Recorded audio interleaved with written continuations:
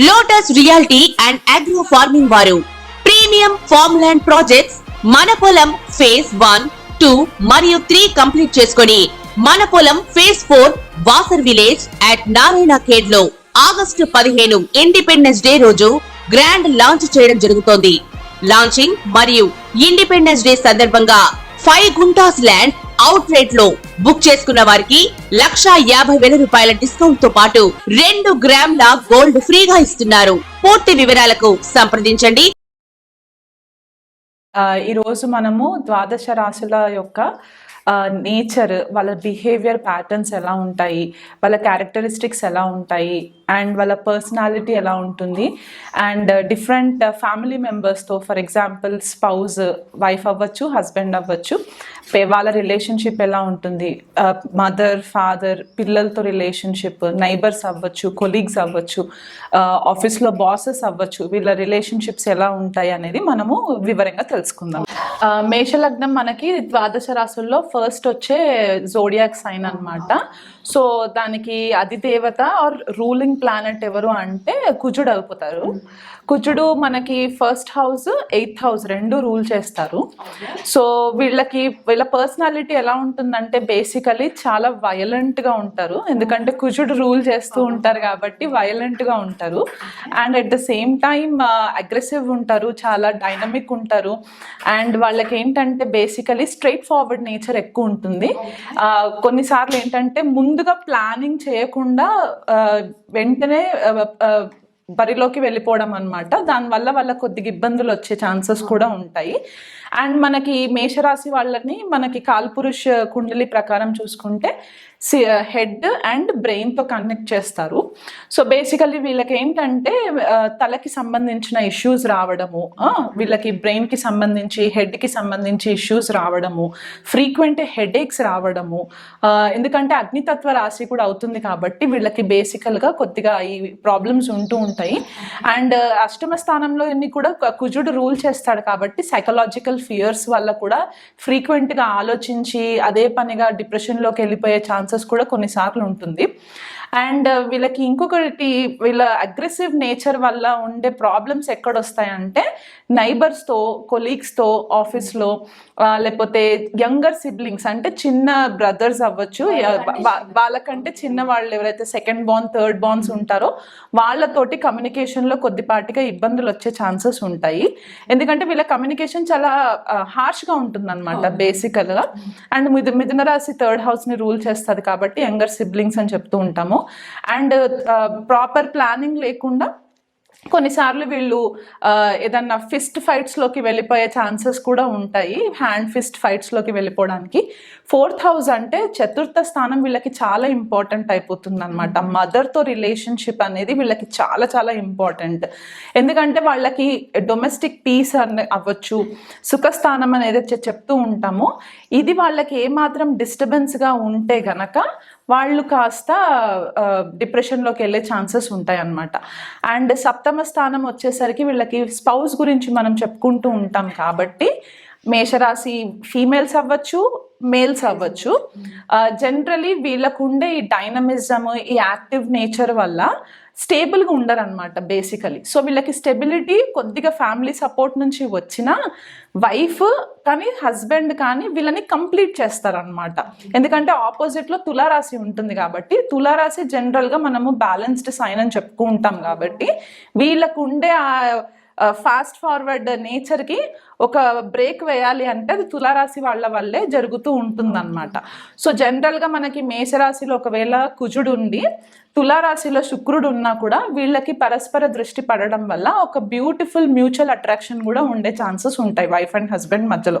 ఇది నేను చెప్పే కాన్సెప్ట్స్ అన్నీ కూడా జనరలైజ్డ్ కాన్సెప్ట్స్. డిఫరెంట్ గ్రహాలు డిఫరెంట్ ప్లేస్మెంట్స్లో ఉన్నప్పుడు రిజల్ట్స్ మారుతూ ఉంటాయి. అండ్ మదర్తో రిలేషన్షిప్ అన్నాను కదా, వీళ్ళకి ఎలా అంటే మదరే either she can break or she can make the person. So వీళ్ళకి ఎన్ని రకాలుగా కెరియర్లో బెస్ట్ ప్లేస్మెంట్స్లో ఉన్నా, బెస్ట్ ఆపర్చునిటీస్ వచ్చినా, ఇంట్లో వైఫ్తో రిలేషన్ బాగున్నా, అన్నీ బాగున్నా కూడా ఒకవేళ మదర్తో గనక రిలేషన్షిప్ బాగాలేదు అని అంటే గనక దే విల్ సఫర్ సైకలాజికలీ, అదొకటి.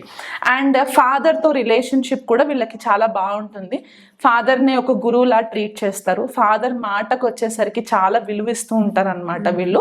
కొన్నిసార్లు ఏంటంటే ఫాదర్ వల్ల వీళ్ళు ఫారెన్ ట్రావెల్స్ చేయవలసిన పరిస్థితులు రావడము, ఫాదర్ ఫోర్స్ వల్ల వీళ్ళు హైయర్ ఎడ్యుకేషన్ కోసం దూరదేశాలకి వెళ్ళడానికి ఛాన్సెస్, ఇవన్నీ కనబడుతూ ఉంటాయి అన్నమాట మనకి మేషరాశి వాళ్ళల్లో. అండ్ పిల్లలకు వచ్చేసరికి జనరల్లీ వీళ్ళకి ఆడపిల్లలు ఉన్నా వాళ్ళకి మనసులో ఎప్పుడో ఒక కోరిక ఉంటుంటుంది అనమాట, మగపిల్లలు ఉంటే బాగుండు అని చెప్పేసి. అండ్ ఎందుకంటే పంచమ స్థానం సింహరాశి అవుతుంది కాబట్టి వాళ్ళు ఎక్కువ టైం స్పెండ్ చేసేది కిడ్స్తో స్పెండ్ చేస్తూ ఉంటారు, వాళ్ళ పిల్లలతో స్పెండ్ చేస్తారు. వాళ్ళతో ఏ ఫన్ యాక్టివిటీస్కి అయినా సరే, స్పోర్ట్స్ అయినా సరే, క్రియేటివిటీ, ఎలాంటి క్రియేటివ్ ఎక్స్ప్రెషన్స్ ఉన్నా సరే పిల్లలతో చేయాలని చెప్పేసి అనుకుంటూ ఉంటారనమాట. And at the same time వీళ్ళకి మేనత్తలు, మేనమామలు, లేకపోతే ఫ్రెండ్ సర్కిల్ వల్ల వీళ్ళు చాలా మట్టుకు ఇబ్బందులు పడే ఛాన్సెస్ ఉంటాయి.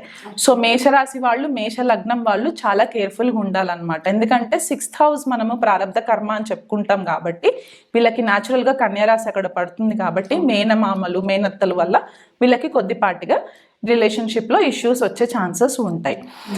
అండ్ ఇంకా కొలీగ్స్ దగ్గరకు వచ్చేసరికి ఆఫీస్లో ఏంటంటే వీళ్ళు ఏది కూడా ఎక్స్పెక్టేషన్స్ పెట్టుకోకుండా they have to keep serving అనమాట. వీళ్ళకి అది మెయిన్ మోడస్ ఆపరెండై అయిపోతుంది. ఎందుకంటే దశమ స్థానాన్ని శని రూల్ చేస్తారు అండ్ మనకి లాభస్థానాన్ని కూడా శని రూల్ చేస్తారు కాబట్టి వీళ్ళకి ఏంటంటే లార్జ్ ఆర్గనైజేషన్స్లో, అంటే పెద్ద పెద్ద MNCs ఉంటాయి కదా, అలాంటి ప్లేసెస్లో వర్క్ చేయడం అవ్వచ్చు, లేకపోతే ఒకవేళ సర్వింగ్ ద సొసైటీ, గవర్నమెంట్ ఎంటిటీస్లో ఉండే పోలీస్ ఆఫీసర్స్ అవ్వచ్చు, ఇలాంటి వాళ్ళు స్ట్రాంగ్గా మనకి కనబడే వాళ్ళు మేషలగ్నం, మేషరాశి వాళ్ళు అయ్యే ఉంటారనమాట. వాళ్ళు అంటే వాళ్ళు ఏది కూడా ఎక్స్పెక్టేషన్స్ లేకుండా సర్వ్ చేస్తూ ఉంటారనమాట సొసైటీకి. అండ్ మెంటల్ పీస్ దగ్గరకు వచ్చేసరికి యాజ్ ఐ మెన్షన్ మదర్ వల్ల మెంటల్ పీస్ ఉంటుంది, ఉండాలి, ఉండదు, but most of in cases ఉండేలాగా ప్రయత్నం చేసుకోవాలి. చంద్రుడు ఒకవేళ బాగున్నాడు, జాతకంలో చంద్రబలం బాగుంది అని అంటే న్యాచురల్గా బాగానే ఉంటుంది, ఇబ్బంది ఏం లేదు. సో బేసికల్గా స్పౌస్తో రిలేషన్షిప్ కూడా వీళ్ళకి చాలా బాగుంటుంది, గ్రౌండింగ్ చేస్తారు అనమాట. స్పౌస్ వచ్చేసరికి వీళ్ళు కొద్దిగా స్లో అయిపోతారు. అండ్ వీళ్ళ నేచర్ అగ్రెసివ్ నేచర్ ఉంటుంది కాబట్టి స్వతహాగా కుజుడు 28 సంవత్సరాల తర్వాత మెచ్యూరిటీ వస్తుంది అనమాట. గ్రహానికి కూడా మెచ్యూరిటీ ఉంటుంది.